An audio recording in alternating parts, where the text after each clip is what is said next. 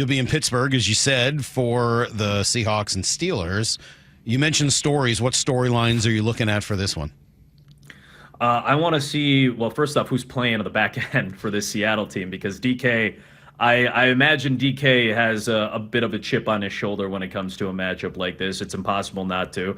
Aaron Rogers said as much last week when they beat the Jets. I was very happy to beat anybody associated with the Jets. And as much as we've been exposed to DK over the years as a pretty, kind, easygoing guy off the field, I get the feeling that there's going to be a little bit of a chip on the shoulder. So is it going to be Reek Woolen? Is it going to be Josh Jobe? Is it going to be Devin Witherspoon? Is he going to be healthy enough to play as he's kind of banged up with this knee injury? I think the outside matchups are probably the matchups that I get really excited for when you have the type of alpha matchups that I think we have on Sunday. So I am really excited to see the Rodgers-Metcalf combination against Seattle's back end.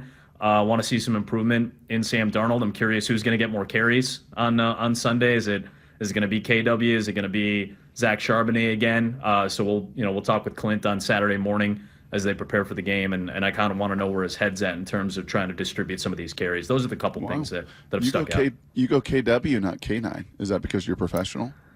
You know what? I got to get used to Walker. I like K9 though. It's such a strong nickname, but it's Kenneth Walker the third, so I don't want to get. Right. I don't want to all of a sudden say Kenneth Walker the ninth. Yeah, I guess Adam, we'll chalk it up to professionalism. We'll chalk it up to professionalism. Yes. Talk to me about how you do prep. I always find this fascinating, right? You're balancing and juggling balls, baseball and football, and you're on the road. How does an Adam Amin, once you get the assignment, I think you knew this a couple weeks ago, right? Your first 3 assignments, yep. And you got Seattle at Pittsburgh week number 2. How does Adam Amin go into prepping so come 10 a.m. Pacific time, you're ready to kick it off? I think, obviously we were very fortunate that we've had the chance to, cover the league for a long time. It's my 14th year covering the NFL in some capacity. So, we have enough of a database. We had a handful of Seahawks games the last couple of years. So at the very least, we can work off that. And then, of course, I go to my Sam Darnold file, right? You got to go to his Minnesota file. The last Seahawks game I happened to call was Minnesota-Seattle. So we're looking at Sam Darnold's profile, looking at Aaron Rodgers' profile. What has he done against the Seahawks? Obviously they played each other last year, Jets-Seahawks at MetLife, and the Seahawks came out on top in a really impressive win. And just try to find connections. You know how this works, Brock. Like, we're looking for connectivity to apply for the television viewing audience, right? I happened to call that Seahawks-Jets game, so I remember Leonard Williams, the 92-yard pick six. We had that. So, of course, the first thing I text my producer this week, hey, don't forget, Leonard Williams, 92 yards last year against Rodgers. So that's like a nice little hook for us. But I think everything I do is organized into position groups. I want to be able to talk about a position group, wideouts, running backs, offensive line, DBs, linebackers, etc., in a storyline fashion. Hey, what are the headlines for this group? DBs right now, it's injuries. Like, who's going to play? That's first and foremost. Second, for the DBs, it's probably, well, what do we do to improve on some of the things that we saw in the second half, in particular last week? The giving up the catch to Pearsall, the final drive and the final touchdown pass to Tonjes. What are some of the things that were missed? And usually you can get a pretty good idea of where a position group is, where they were, and where they kind of want to be. Take the old Jim Valvano. Yeah. What do you make of Rodgers? I think in the room he's actually great to deal with, because I do think with some of the I think you guys used the word mercurial a moment ago. I think that actually might be a decent word to describe Aaron, is somewhat mercurial at times. He's up and down. I'm sure everybody's mileage can vary a little bit based off of their consumption of him in the public eye. I'm sure I have my own opinions based on on my public consumption of him in the public eye. But I think just sitting in a room talking ball, I always appreciate his candor. I think he is the type of person that's going to say, I think this corner is weak, I'm going to try to take advantage of him, and you'll know how to say that, right? Like, I never want to take a shot at a defensive back or whatever that any quarterback might feel like they can take advantage of, but we want to be able to talk about that, and he's more liable to say those things. I think there is a do not care factor in a lot of ways with him. I think that comes with time and experience and probably some of his own personal dealings and personal experiences. But I've always found him to be a very fascinating individual to talk football in the quarterback position with. Play cut number 7 for him along those lines of what corner to pick on. You obviously saw the injury report, Adam, but this was yesterday. Macdonald asked about one Tariq Woolen, and this might be fairly telling for Sunday. Is Reek going to start this week? We'll see. We'll see. Yeah. So not even injury aside to Spoon and to Julian, that are real injuries from what I understand. You also have that situation. You covered the Seahawks last year. What was your vibe of Mike Macdonald and his handle on some of the personnel and especially his defense? I think the desire and even ability to be able to send a message goes a long way.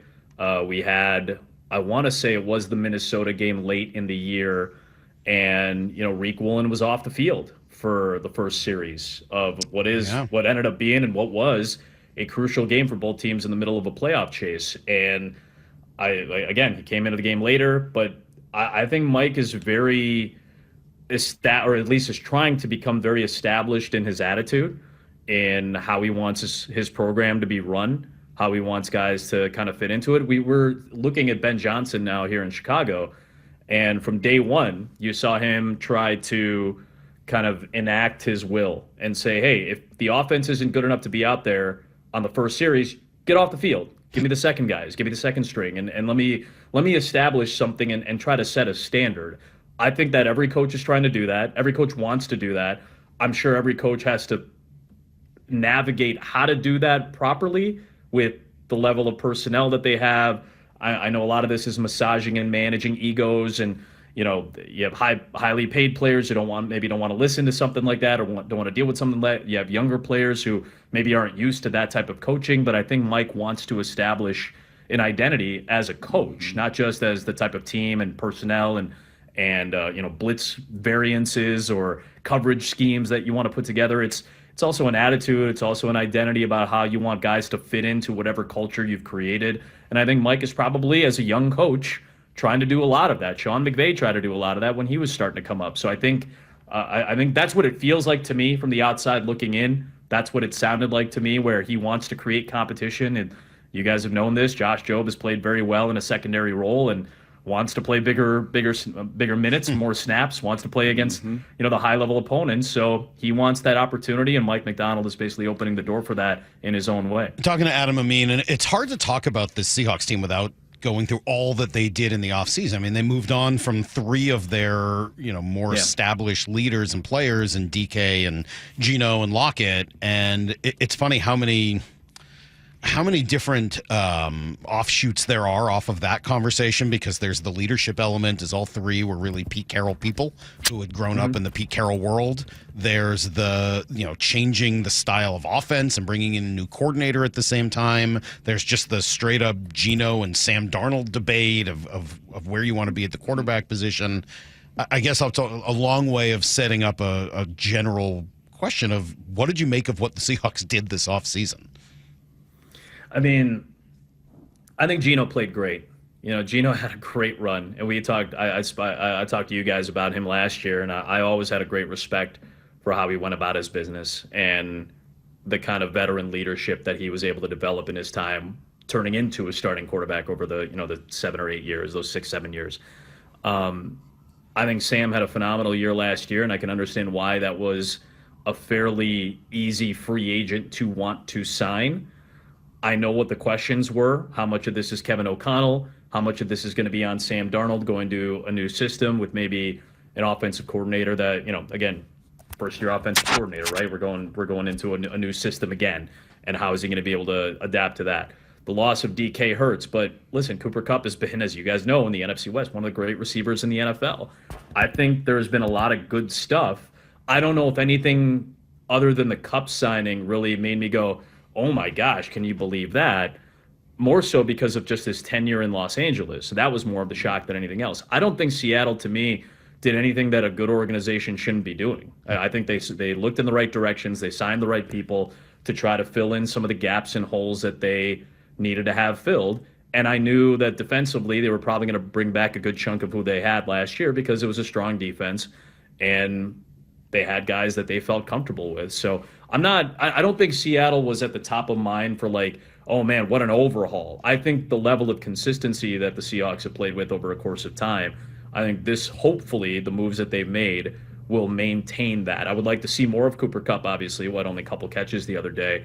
But I think there's still a lot of establishing going on right now, trying to figure out how to get guys the ball. This is part of the adjustments, I think, of a new offensive coordinator, a new quarterback, a lot of different pieces on the offensive side. Ranking the stadiums, and Greg and Joe were talking a ton about Lumen Field on Sunday, and it was a rockin', and you've been in there. It is a place that is difficult to play. If you were to rank the most difficult away stadiums for their home opener, and especially now with DK and Aaron, and they're 1-0, and they play great, and yada, yada, yada, degree of difficulty kind of ranking where they fit in the 31 spots Seattle could have traveled to and will travel to Sunday, where would they rank?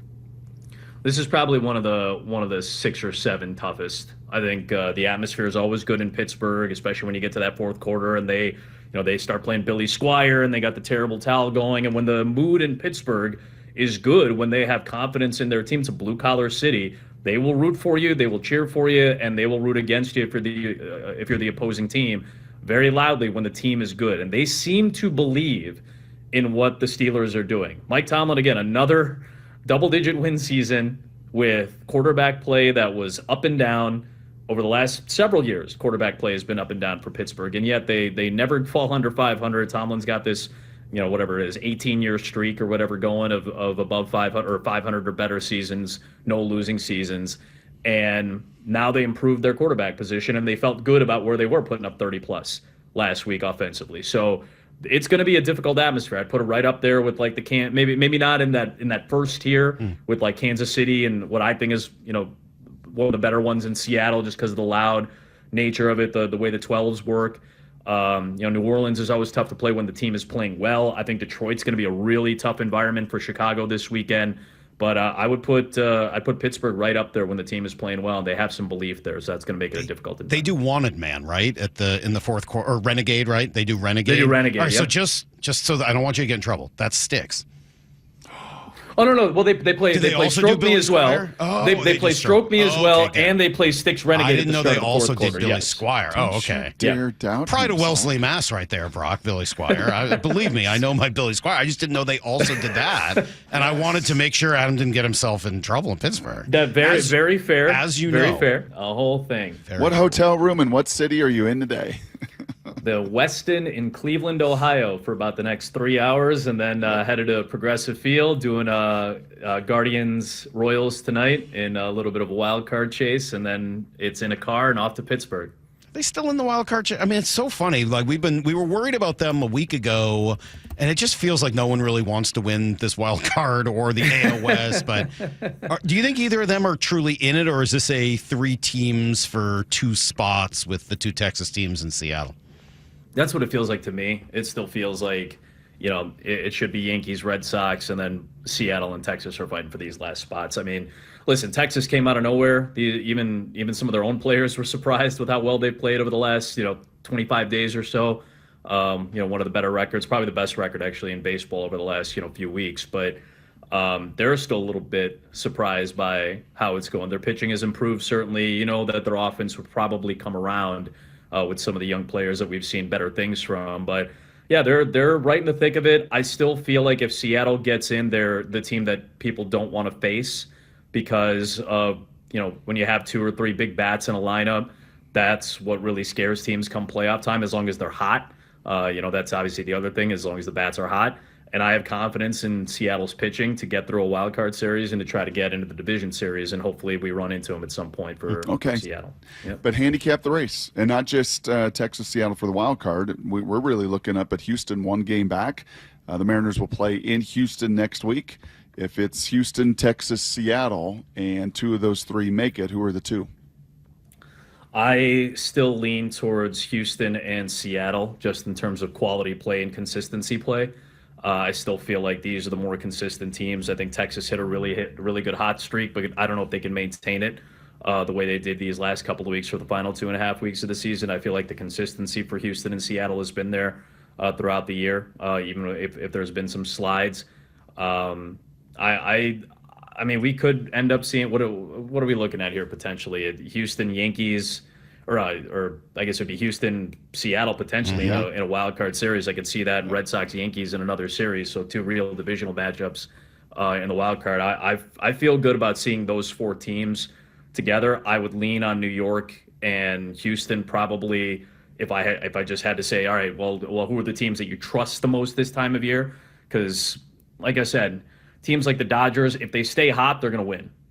If the best teams, if they stay hot, are going to win. I feel like Houston's still been one of the better teams, top to bottom, in the American League, despite some of the struggles over the course of the year. I think they had a lot of trouble finding their personnel correctly, filling in for Bregman. Once they got Correa back and moved him over to third base, I feel like they played a lot better.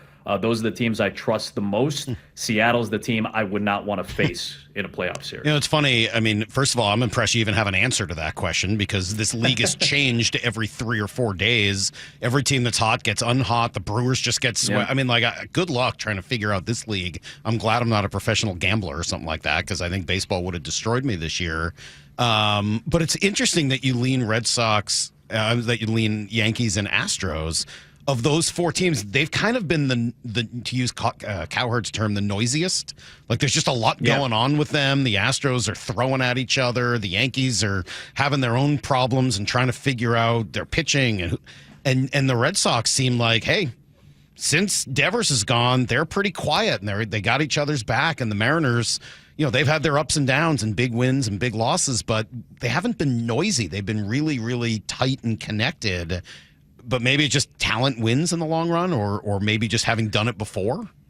I feel like the done it before factor in this portion of the season just seems to rear its head more often than not in Major League Baseball. Just the teams that seem like they have a baseline to work off of when unexpected bounces take place in a playoff series. And again, in a 2 out of 3 especially, let alone a 3 out of 5, anything can happen, right? One bounce goes the wrong way, one pitcher has a bad outing, one offense, lights it up for one day. All of a sudden, you're looking at a 1-0 series lead on the road.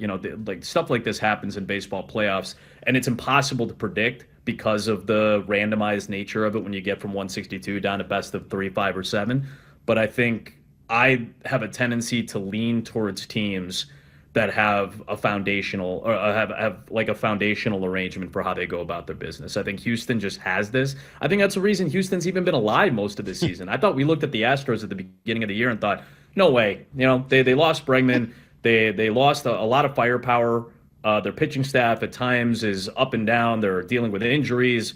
Who knows, what Valdez is doing, what Javier is doing. All these guys got hurt at one point or another. And yet, you get to the midpoint of the season and like, all right, they've won 7 of the last 8 in this division, and here they are again because the foundation that they're built on seems to come back into form at some point. And the longer stretches are what I have a tendency to look at in terms of consistency, and that's the reason. That's the only reason when it comes to predictive nature of baseball. Like that's the only thing I have to go off of is what level of consistency and what level of foundation have you built? Because otherwise it is just a randomization. It is which offense is the hottest. It is did your ace pitch like an ace on that given day? And again, when it's 2 out of 3 or 3 out of 5, the randomization just seems to kick in a little bit more. So all I have to go off of is that consistency. I know you cover the league and you do all the games. Like who's just your favorite Seattle Mariner right now? The obvious answer is Cal, but I really love Brian Wu. I think he's one of the great stories in baseball this year. Like I said, Cal's my favorite player. Cal's one of my favorite players. I grew up as a catcher. I loved catchers who could hit. I just admired them. I just thought the way you handle a pitching staff and if you can contribute offensively the way he has, he's one of my 5 favorite players in Major League Baseball.